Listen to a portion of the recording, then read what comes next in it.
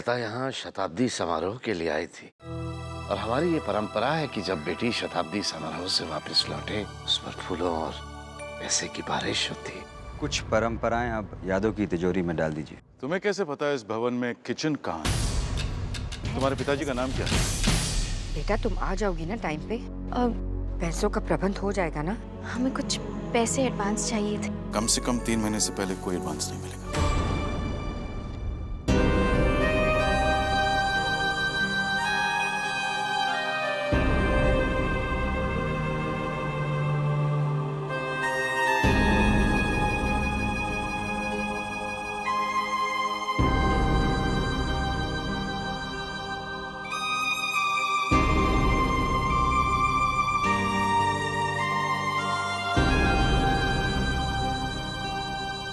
मुझे ये तो बताओ कि पिताजी दे क्या रहे हैं?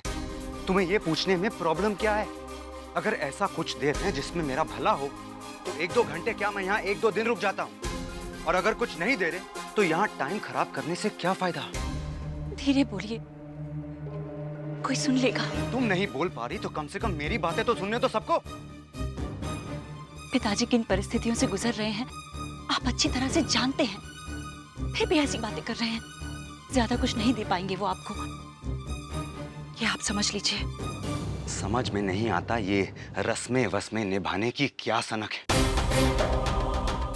पता नहीं क्यों लोग रस्मों के नाम पे खुद भी परेशान होते हैं और दूसरों को भी परेशान करते हैं।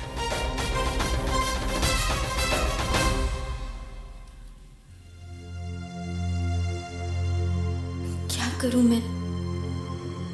कहां से पैसों का इंतजाम करूं? बहुत उम्मीद बांध रखी है माँ ने।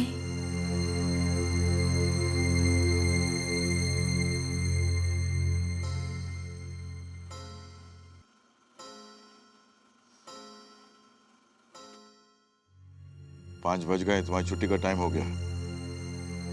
सर वो कल के पहले केस की नोटिंग पूरी करते हैं, लगभग हो गई है।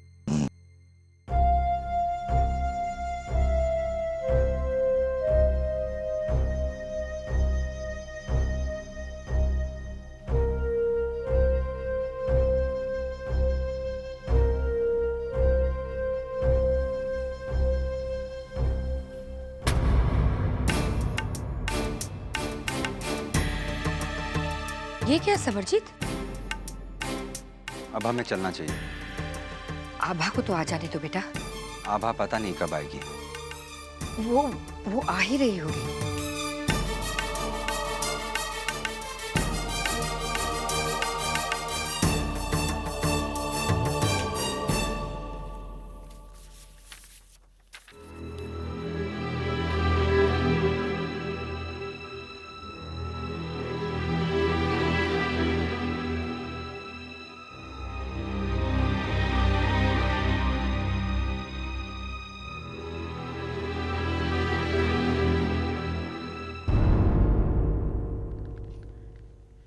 सब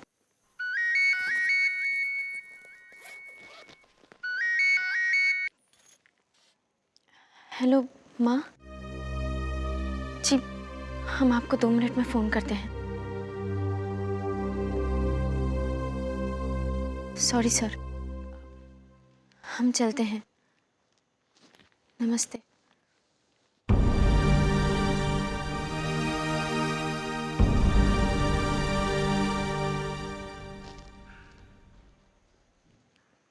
सर वो सेकंड केस की नोटिंग हम कल कर देंगे।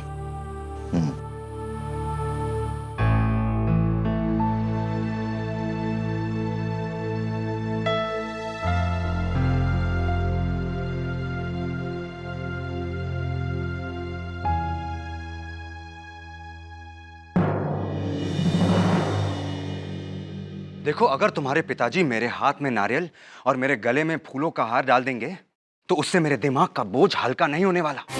जब तक मेरी जेब भारी नहीं होगी तब तक मेरा दिमाग हल्का नहीं हो सकता। आप पिताजी की भावनाओं को रुपयों पैसों से क्यों तोल रहे हैं?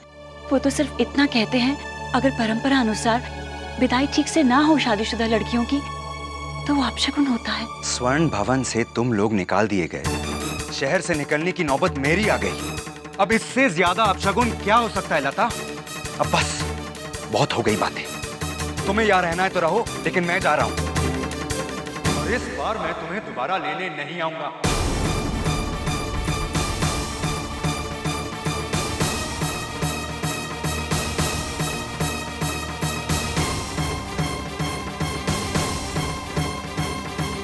सुनिए, सुनिए मेरी बात, रुकिए ना, मेरी बात तो सुनिए।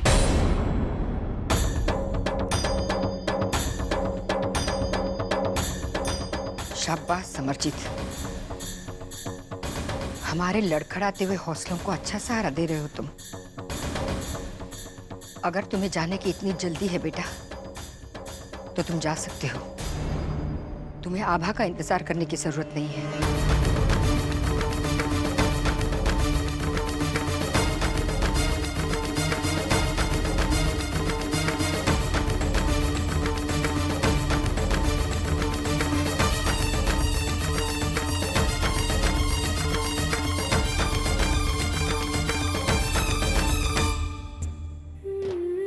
बेटा तुम आ जाओगी ना टाइम पे?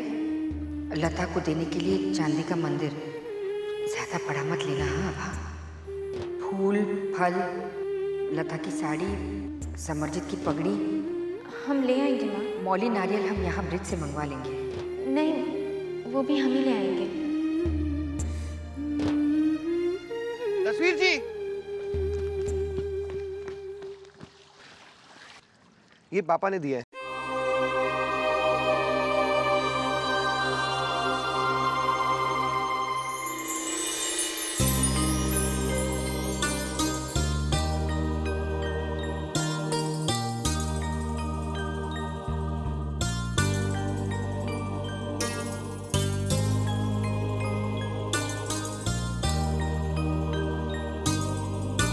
माँ, माँ, माँ, क्या हुआ बेटा?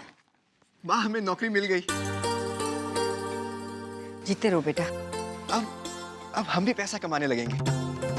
किसी चीज की कमी नहीं होगी अब हमें। बहुत अच्छा हुआ प्रकाश, तुमने अपनी जिम्मेदारी समझकर नौकरी ढूंढ ली। चलो, अब कम से कम रसोई का खर्चा तो किसी एक के सिर पे नहीं पड़ेगा।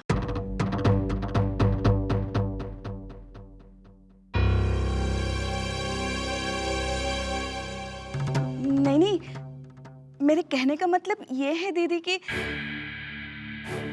अब बेचारा अपनी मर्जी से मिस्सी रोटी, बेसन की रोटी, मकई की रोटी खा तो सकेगा।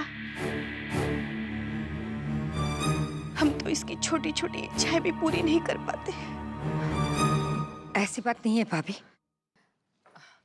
आभा, आगे बेटा, तकलीफ तो नहीं हुई ना बेटा? नहीं माँ, बस बाजार में थोड़ी देर हो गई। अब ये सब सामान थाल में सजा दीजिए। दीदी और जीजा जी कहाँ हैं? अंदर कब से जाने के लिए तैयार बैठे हैं बेटा।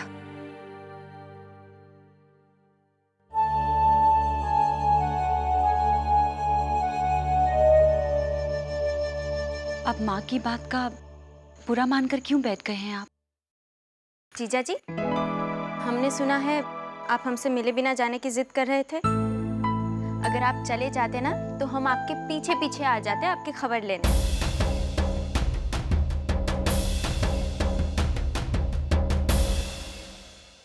क्या हुआ जीजा जी?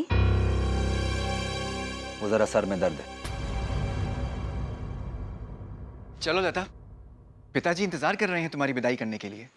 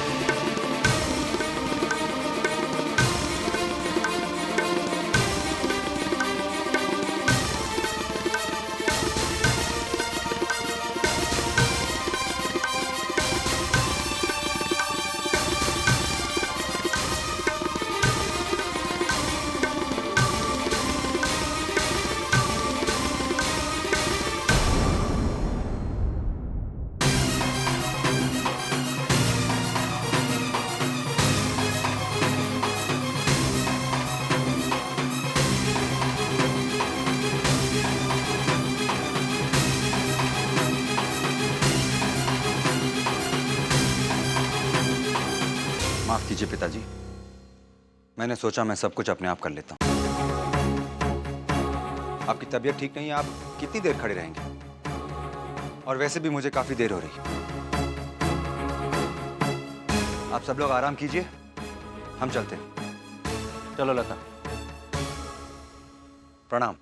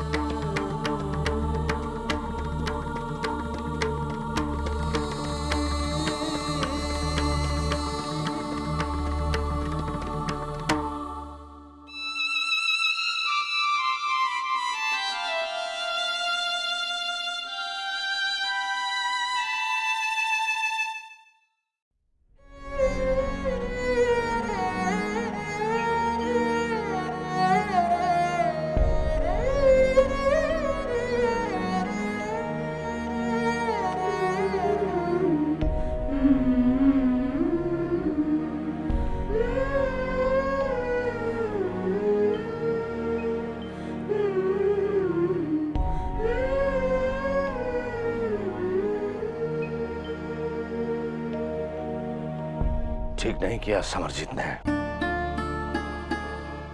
चंद्रप्रभा, हम खुश नहीं हैं उससे। उसने आपकी सेहत का ख्याल रख के ये सब किया है ना। मजाक बना दिया उसने हमारा।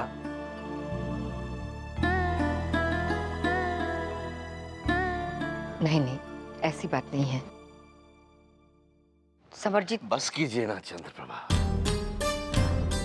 कुछ नहीं है आपके पास उसकी सफाई में कहने के लिए। और इंसान के पास जब कुछ कहने के लिए ना हो तो खामोश रहना बेहतर होता। कौन लाया था वो हार वार सब? किसने किया खर्चा? राघव भैया ने। आप चिंता मत कीजिए, पैसे पैसे का हिसाब रख रहे हैं हम, जो वो खर्च कर रहे हैं हम पर। हम जल्दी ही सब उनके पैसे लौटा देंगे। प्रकाश को भी अभी नौकरी मिल गई है ना।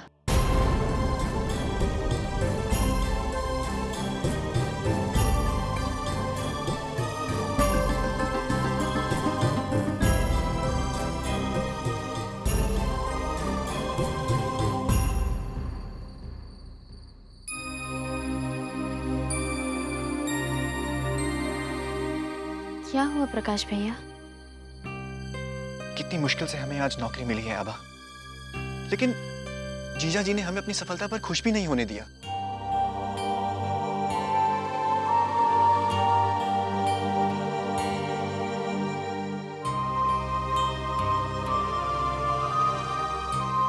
हम बहुत खुश हैं आपकी सफलता पर भैया। हमने कहा था ना, एक दिन आप बहुत बड़े आदमी बनेंगे। वो तो हम बनेंगे ही आबा। हमें ना घर घर जाकर बच्चों की किताब बेचने की नौकरी मिली है। कितना आसान काम है ना ये, क्योंकि बच्चे तो हर घर में होते हैं। अब हर कोई हमसे किताब खरीद लेगा और पैसे जमा हो जाएंगे हमारे पास। तो हम अपनी किताबें छपवाने लगेंगे और फिर हम अपनी प्रिंटिंग प्रेस लगा लेंगे आबा। बहुत पैसा हो जाएगा हमारे पास और फिर हम अपना स्वर्ण भवन वापस खरीद लेंगे।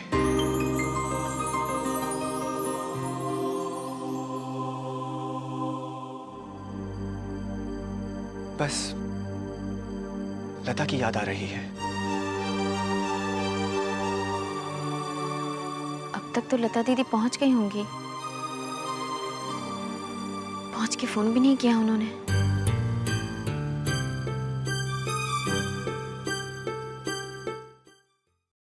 1000 रुपए का भी नहीं होगा। ऊंट के मुंह में जीरा डालकर क्या ऊंट की भूख मिटती है? समझते नहीं ये लोग कि मैं लालच नहीं कर रहा। मुझे इस समय उन रुपयों की सख्त जरूरत है।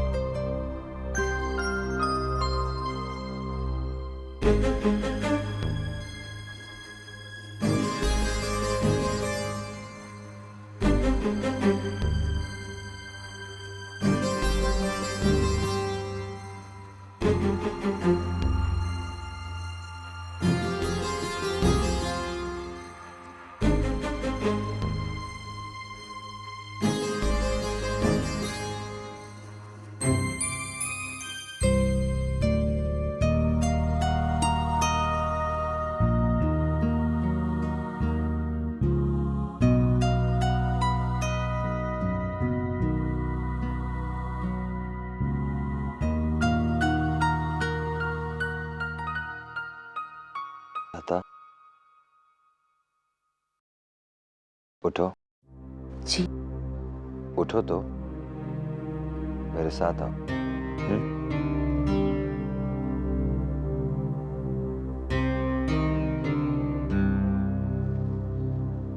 लेकिन इतनी रात को कहाँ जाना है? सवाल मत करो, आओ।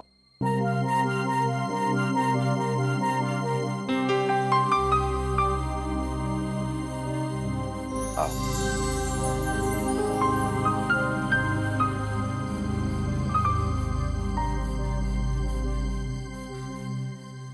आज से तुम मेरे कमरे में नहीं सोगी।